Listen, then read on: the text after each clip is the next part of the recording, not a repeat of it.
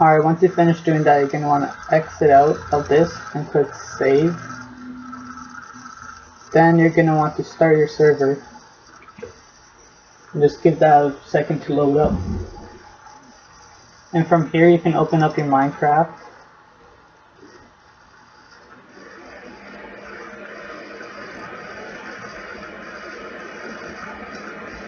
As you can see, that's loading up with a new port. But you're going to want to start up Minecraft. Oh, it got updated to 1.7.7. Hopefully it works.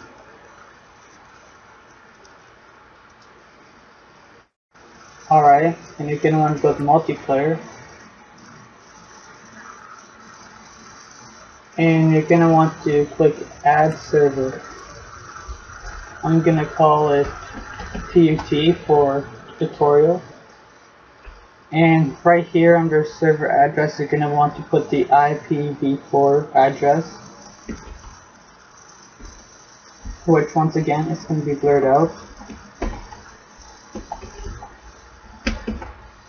And then you're going to want to click done.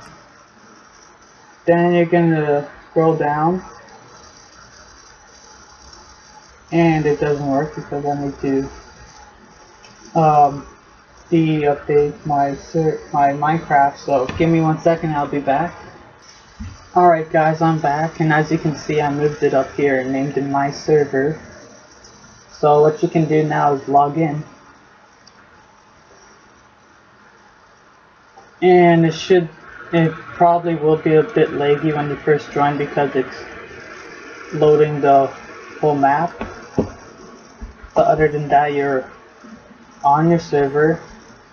You ain't got any commands or anything like game mode 1. You ain't got that command, but if you want to fix that, you go to your command module right here and you can type off and then your username. So I just opt myself, so now I should have permission to that command. Yep, and I am in creative. So pretty much that's the basics of starting a server. And now I'm going to show you how to make it so you can have your friends be able to come on. So what you're going to want to do is minimize your command module, go to your internet. You're going to want to go to google.ca and type in what's my IP.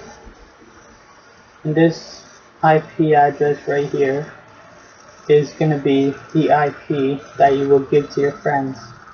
I'm not going to want to use the other IP because it just won't work. So you're going to want to give them this IP. You can copy it from anywhere, save it. But since I don't have any friends joining right now, I'm going to close this down. And I was going to show you how to do something as well. Oh well, doesn't matter right now. I'm just going to stop my server. And I am going to go through everything that loaded up here. So your logs, I explained that in the vanilla server. If you haven't seen that, it's the link for that will be in the description. A little easier to set up. Plugins.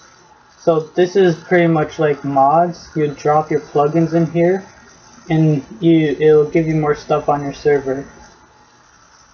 And these are your worlds. So world is the one I was in when I first logged on. Ban player, so if you want to ban a player, you put their name in here.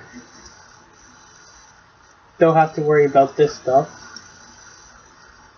Don't need any of this stuff. Opt. My name is in here because I opt myself through the command module. If you want to opt anyone else, you put their name in there as well.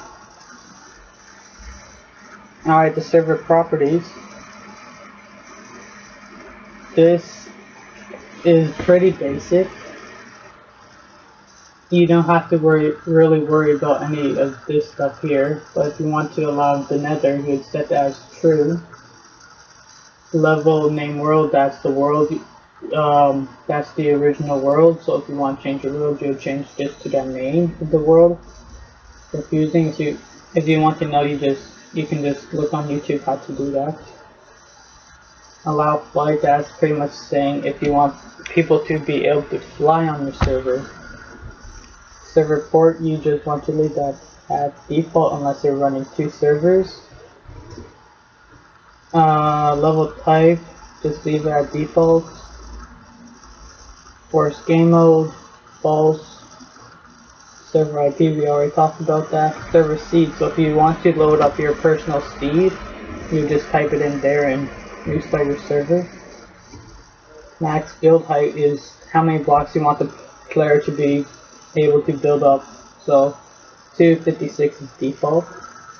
Spawn NPCs, true, because that's the little villagers you see. Whitelist, that is if you want to have it so only people that you want to join the server can and no one else can. Spawn animals, that's just spawning animals. Snooping enabled, you can just leave that blank or set as false if you don't want people to see your server. Hardcore is pretty basic hardcore mode. Online mode, you can leave that as true or false, whatever one you desire. Resource pack, that is your texture pack. If you want to have a custom texture pack, you would put that right there. PvP true, because, well, PvP is just PvP.